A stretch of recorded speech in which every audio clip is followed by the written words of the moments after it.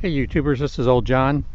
I'm in a quick video here. I got a bush that songbirds like to nest in. It's only about 4.5 feet tall, and they like to nest close to the ground. We call them mockingbirds, songbirds, nightingales.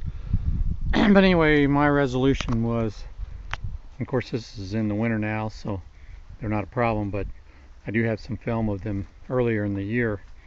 Anyway, I just put this netting over the bush that you can get at any of the garden stores. It's just a black netting, and just place it over the bush and anchor it down to the ground, and that's about all you have to do. And I'll show you some video now of how well it worked. Signing off right now.